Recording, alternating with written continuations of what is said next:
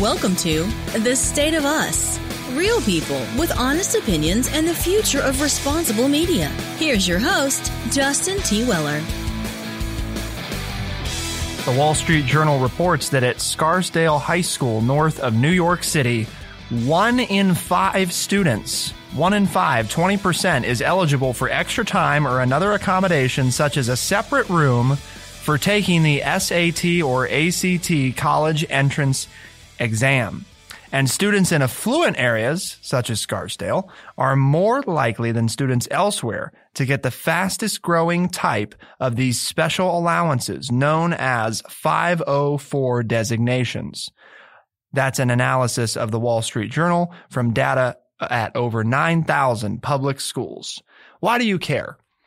Well, we have programs in place through public education and through education as a whole that are intended to make sure that we give students equal opportunity. The problem is that this attempt at providing equal opportunity may be getting more abused than necessary by those who do not need this.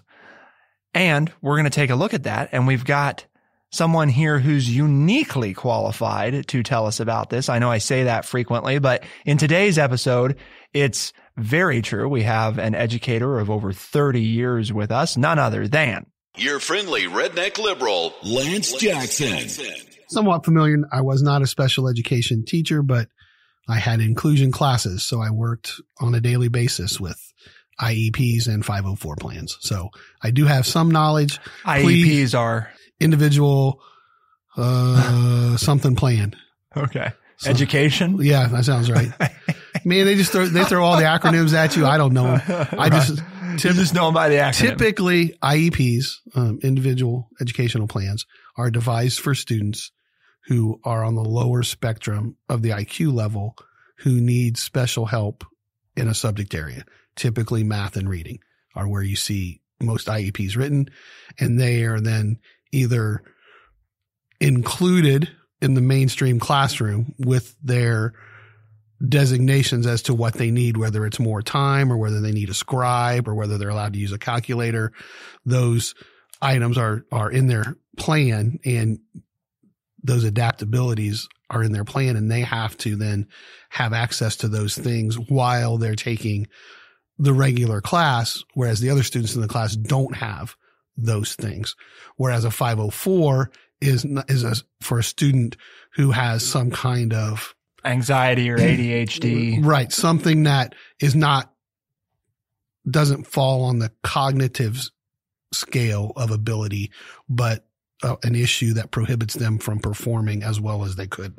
And so it depends on where the student falls in ability as to whether you write an individual, I always call it individual instruction plan, which is why IEP doesn't work, or, but it's an educational plan, or a 504 is based on where the student's abilities are. So the journal analysis shows that at public schools in wealthier areas where no more than 10% of students are eligible for free or reduced school lunches, an average of 4.2% of students have 504 designations. Now, that may not sound like very much, Lance, but think about this. 4.2% in these wealthier districts, in comparison to only 1.6% of students have these designations at public schools in poorer areas, which is defined as those where 75% or more of students are eligible for free or reduced lunch, right?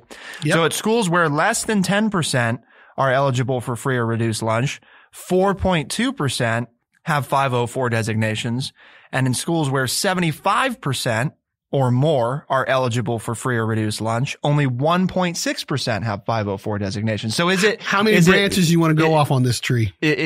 Are apparently people who are better off or more anxious. Is that what this is telling us, Lance? That would be some claims. You could go down that. Mm-hmm. But how many branches do you want to go here?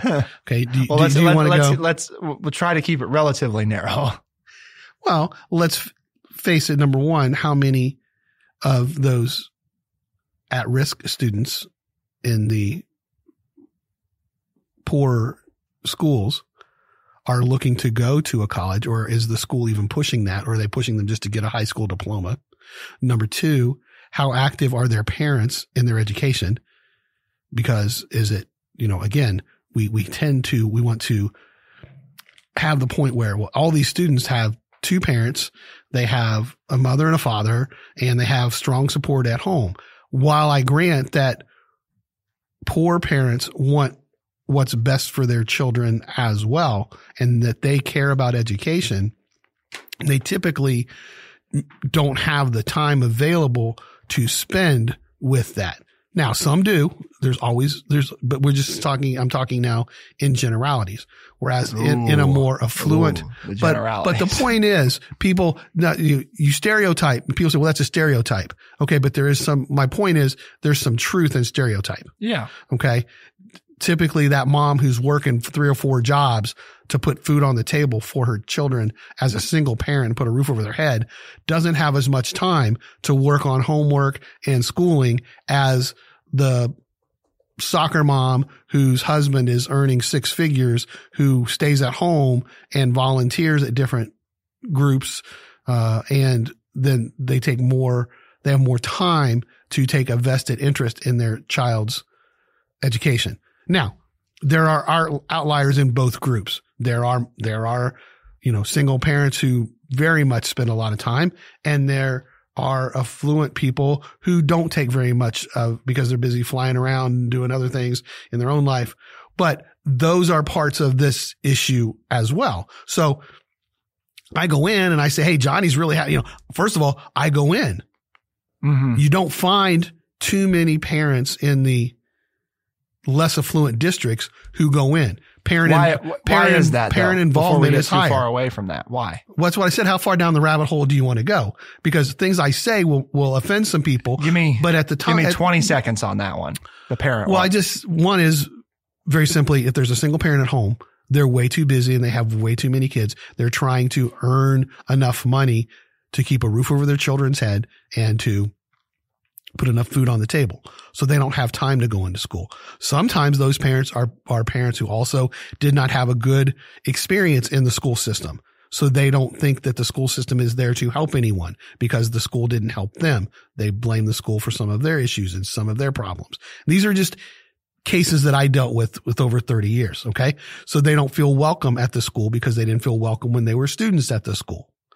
Whereas if you're more affluent, you know what's available. You know the guidance people. You may know these teachers personally or whatever, or you know that their job is to help your student. And you know by talking to other parents that there are things available out there that other parent who doesn't go to the school, doesn't have time to go to the meetings because of work or childcare. They're taking care of babies at home, so they can't bundle up their children and take them to school board meetings or PTA meetings, and they don't find out about all these programs that are helpful. So they're not as knowledgeable about how they can help their child, or they're interested in just getting their child through high school and not necessarily looking for them to get to college. I just want them to graduate from high school. Mm-hmm. So there are all of these factors. Now, it's too easy to say it's just wrapped around money. But if you ignore money and say, oh no, it's not a social issue at all, then you're not being honest either, because it does play a role, and it just, we could argue over how much of a role it does play, but you do have to understand that socioeconomics does play a role. And you can also get into the test bias, right? Tests are written for middle class students. Okay. Who are most middle class students in the United States? They are white. Mm-hmm. Okay. I'm saying facts. Okay. It is what it, and this isn't middle class minority and students it doesn't demonize score just people. as well or score even better. Right. Okay. And we also know the more involved the educational studies show, the more involved a parent is in their child's education, the more successful the child will be. But it's no matter across socioeconomic lines. It's important to note, right, that what these people are doing, these people, sorry, I don't mean that I think what most parents want who are trying to do a good job of being a parent, right?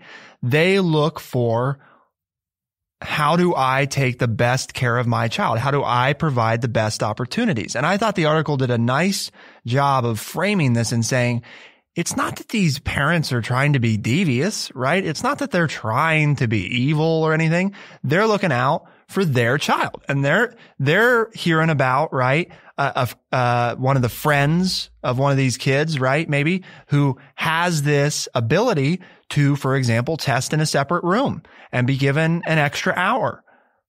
Well, that sounds pretty good, right? You're not in a class. You don't have a time restriction. I mean, that sounds pretty good. So you look into, well, what does it take? Right. And then you go to a professional, and the professional gives them a test, and that test, the kid answers in such a way that indicates that they're eligible for this. And now you've got your kid you have quote unquote, fairly gotten your child an opportunity that's available.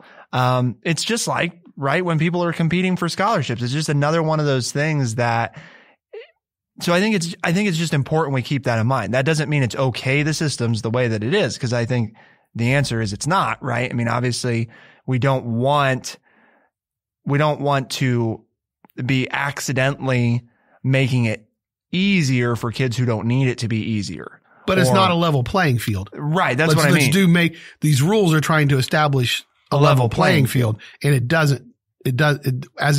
help in some cases. There are ways to, and I'll say it, abuse the system.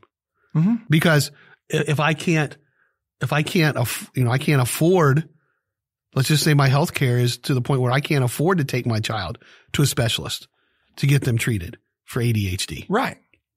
Well, and that goes back to, and then you talk about unscrupulous doctors who are willing to push pills and make money. So, they designate 90% of their patients as ADHD. And now the parent has what they need to do to go get a 504 plan so that their student, I mean, the ability to abuse the system is rampant and it's easier for one group of people to abuse it than it is for another group of people. Which historically has been the case with lots of systems. And if people want to argue that, I'm just going to look at them and say, well, I'm sorry. I don't know what else to tell you. You know, that anytime you make rules, there's always a group, because number one, whoever made the rules has a built-in advantage. I mean, let's talk about the United States, right? And you've had this conversation in my social studies class. Yep. When we gave rich, well-educated white males the palate to make the rules for this country. So we shouldn't be amazed that single rich white males have run things for so long, because they made the rules to the game. Even though you're trying to be fair, you're going to make the rules based on your knowledge and your skill set. Whoever makes the rules. Whoever makes the rules. I mean, I used to do that in my class. I used to look at the kids and say, okay, the principal put you in charge for a day. You make up the rules of the school. And they're saying, oh man, we're sophomores. So sophomores get to do this, and we're going to do this, and we're going to do that. And, we're in Mr. Jackson's history class. So we're going to get to do this, and we're going to get to do. So whoa. These rules are for the whole school. Well, yeah, but we're going to take care of ourselves. Right. So, I mean, that's a built-in, I don't know, is that a built-in, it's a built-in bias, right? That just happens. People who are trying to be honest and fair and make it available to everyone, you know, their intentions, their motives are pure, but it's still going to happen. This is my point. It's still going to happen. Yeah. And to deny that is denying the truth. And if you want to come up with a solution or an answer, we have to agree on some truths. Well, and so we want to take a look at a few more pieces of data, because part of what reinforces this, I mean, you're hearing from Lance's experience, is in 2003, okay, the SAT, the College Board, the SAT's sponsor, stopped telling colleges if a test taker had extra time.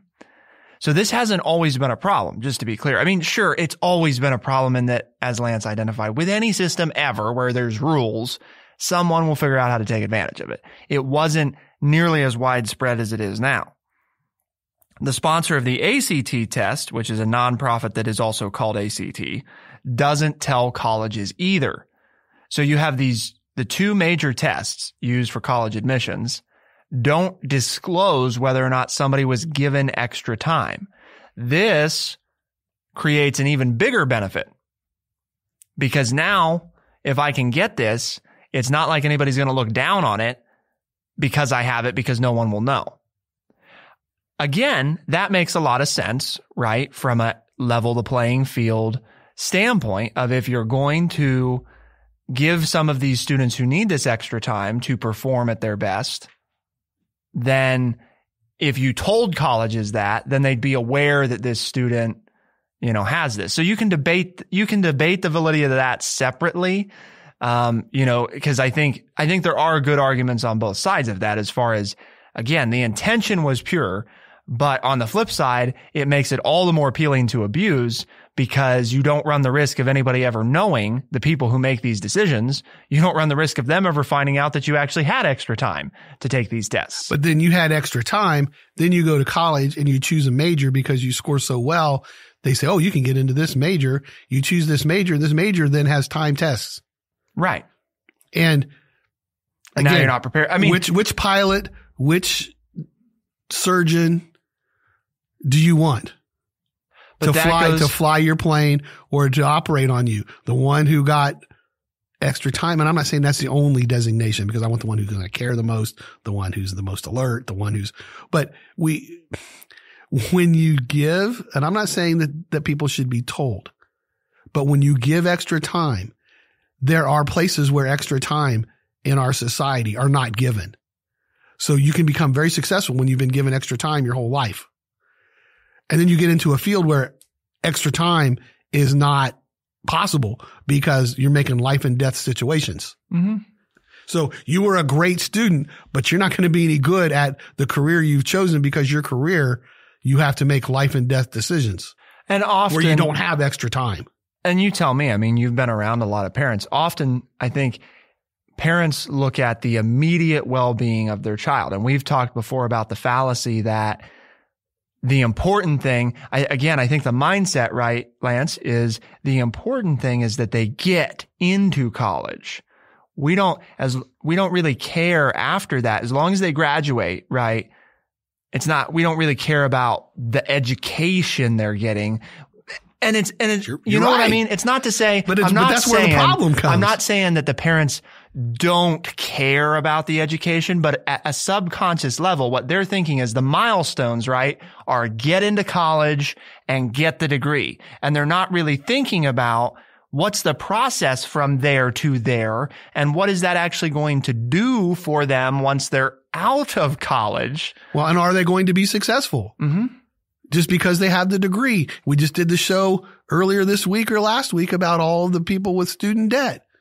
So yes, you're exactly right. You're kind of speaking in generalities a little bit, but yes, for the most part, parents think, okay, if I get them to college, then I've set them up so that they're going to be successful. And that's my job as a parent.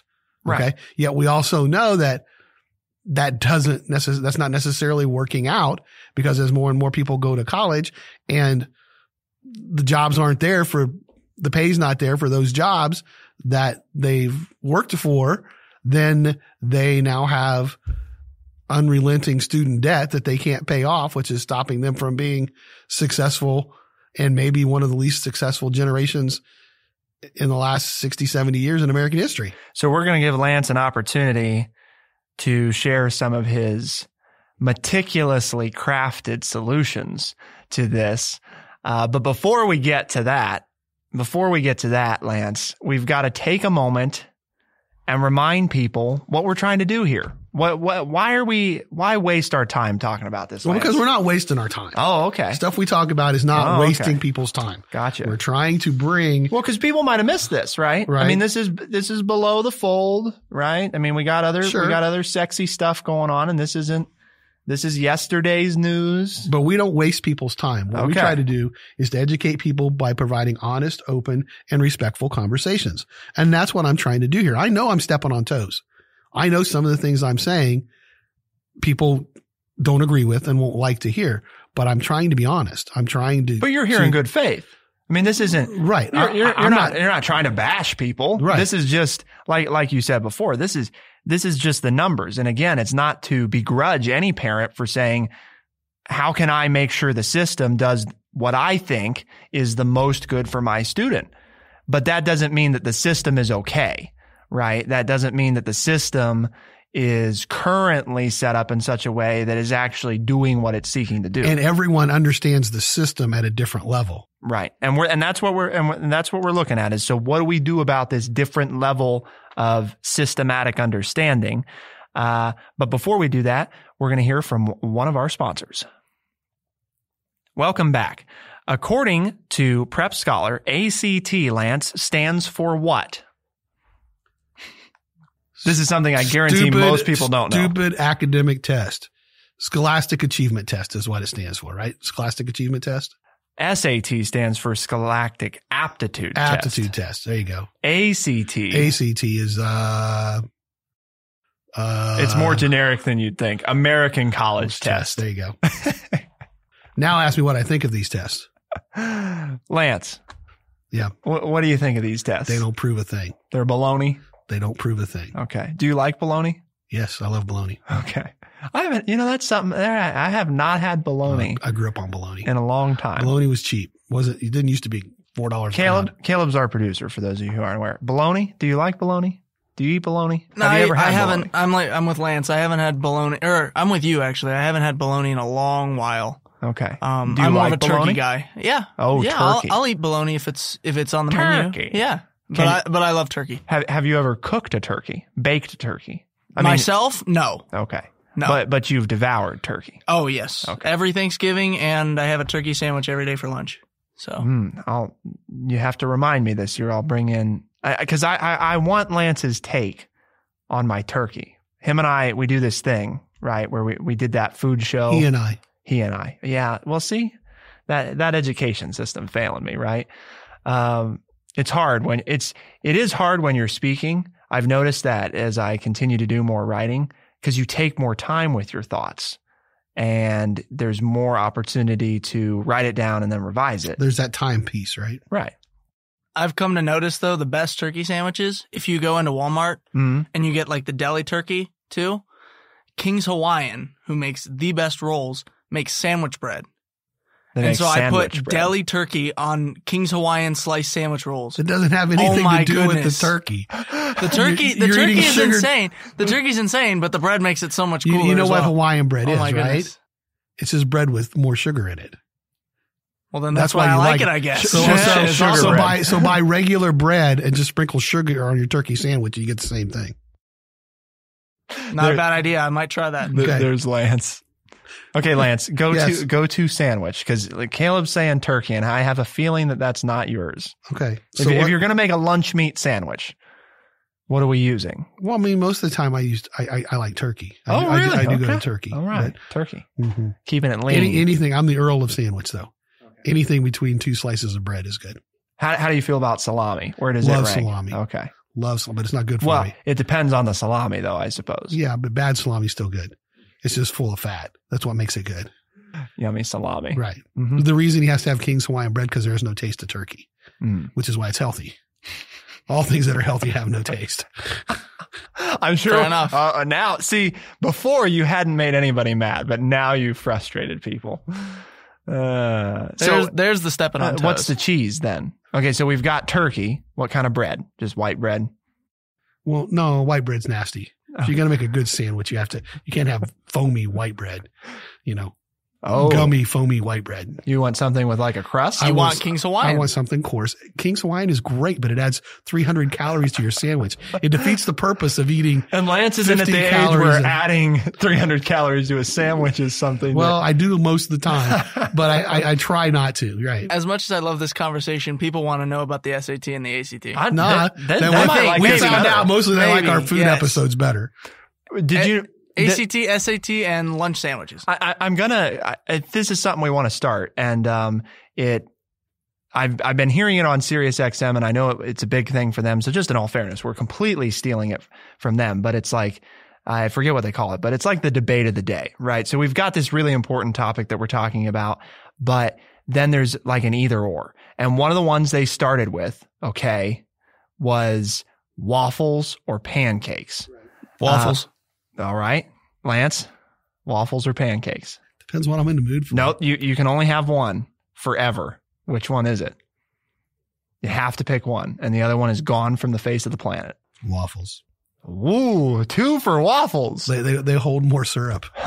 Again, neither waffles. You're thinking in practical sense. Right. Neither waffles nor pancakes have taste. I mean, you can if you make them out of, there's different things you can add, but you're adding to it. Okay. What makes them the edible delight is how much you put on them, whether it's peanut butter and jelly or butter and syrup or peanut butter and syrup, or there's many ways. And so the waffles hold more as a vessel, can hold more of the terribleness that makes it good. The only problem is you can't toast your waffles too crisply, because then they won't soak up the syrup, which is why pancakes can be good, because pancakes will act like a sponge and take all the syrup. But it's really hard to put peanut butter on pancakes. And the only way to eat those breakfast items is to add peanut butter, peanut butter, and syrup. And if I'm just don't want all that sweetness, then it's butter, peanut butter, and jelly. Okay. Great for waffles, especially because it cuts through the bacon or the sausage, cuts through. I saw the best shirt at our track meet. It said, "Waffles are pancakes with abs." I was like, yes, there you go. Okay, so third vote is also for waffles. Oh, there we go. It's a waffle room. Lance, do you like Waffle House? Never been. Wait a minute. Yeah. Are you being facetious? No. And where did you grow up again? I grew up where my mom cooked in the kitchen, and she cooked better than everybody else. Okay, well, that's where I grew up. Aren't you clever? In Missouri? Yeah. Okay. We didn't have Waffle Houses. Really? No. Okay. That's a southeast thing. I don't know. I see more in Ohio. I see them all over the place here. But go to we didn't have Alabama, Georgia. I mean, they're like the McDonald's. Yeah, we didn't have Waffle Houses. No? No. You've really never been to a Waffle House ever? No, I don't. Really? That's our next field trip. I don't like. Lance to a Waffle House. I don't like to order waffles and pancakes out because nobody heats the syrup. You can't have room temperature syrup. That's just like stinks. Ruins the whole breakfast. You got to have hot syrup. Hot. Oh, hot, not warm. No, hot syrup. Hot, piping hot syrup, boiling syrup. Yes. Okay. Well, because then the problem is, right, you put the cold syrup on and then the food gets cold. Right. And that's no good. And if you have hot syrup, then it can melt the butter more. Get nice. Yeah. See, Lance is thinking. He's thinking.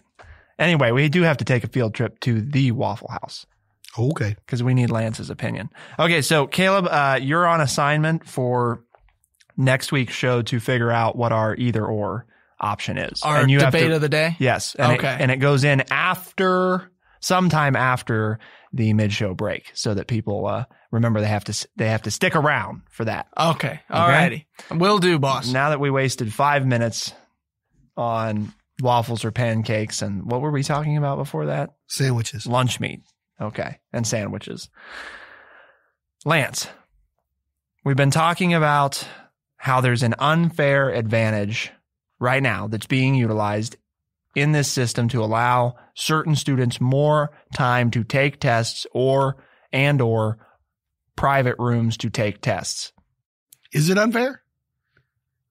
Or is that the basis of the article? You said we're discussing an unfair advantage. Is it unfair? If you're playing by the rules, is it unfair? The rules, which are intended to create fairness, are, I don't think, achieving what they were intended to create. The people taking, I don't think the people taking it, utilizing, I don't like the word take advantage because it has negative connotations, even if it shouldn't, because that is what they're doing. They're taking advantage. They're utilizing the system, whatever you want to call it. They're not breaking any rules, right? I mean, they are playing by the rules.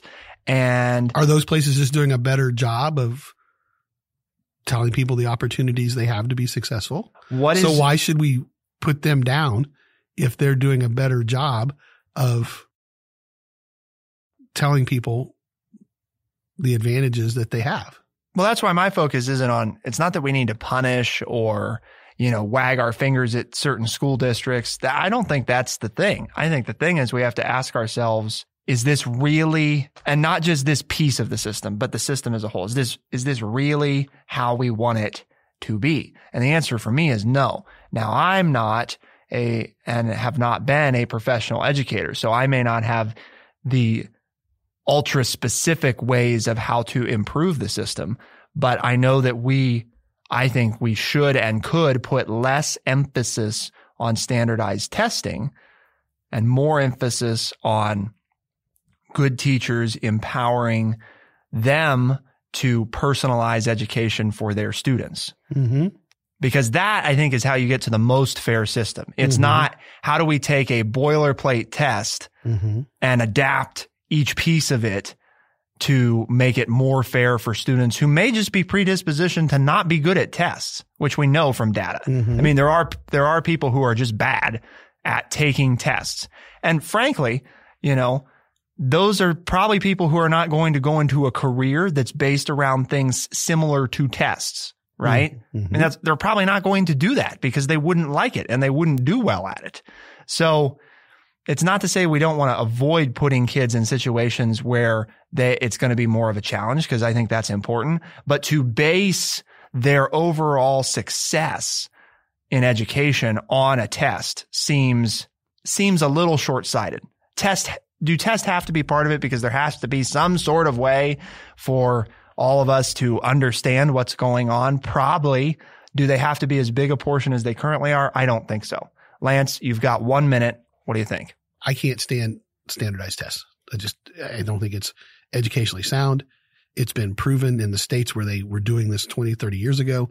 They've already gotten away from it because they know that it hinders. High stakes testing does not necessarily show what we want it to show.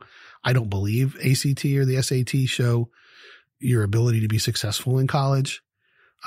It just shows that people teach to the test and they know how to play the game. And we haven't even talked about ACT and SAT prep, where people pay hundreds or thousands of dollars to get tutored so that on test questions, so they'll do better so that they can get into the elite colleges. Because again, your mindset of what parents are thinking, that if I can get them into an elite school, then 15 seconds. They're set for life. I got it. I know how a minute is. Well, the audience doesn't. You just interrupted my time. So I'm done. No, I don't believe in high stakes testing at all. Okay. Well, let us know nor student success. Okay. Let us know your thoughts at home. This is obviously a topic that we're not done with, because we want to look at other options too. We have a new series coming out sometime this summer, hopefully, called Rethinking Education. And I know that there's already some listeners out there aware who I'm sure are excited for that, but you'll get to hear more of Lance on there and more practical steps about it. How do we rethink education? Hence the name of the podcast. So please be on the lookout for that. Make sure to tune in next week to get the debate of the day, right? And let us know, pancakes or waffles, at TrueChat.org, at TrueChat.org, Facebook, Twitter, and more on social media. Lance, we've challenged people to bring additional listeners. How can they do that? Spotify, Stitcher, Apple Podcasts, and other fine podcasts. Bam. Efficient. For the State of Us on True Chat in Urbana, I'm Justin T. Weller. And I'm Lance Jackson. Thank you so much for tuning in. We'll see you next time. Be the change.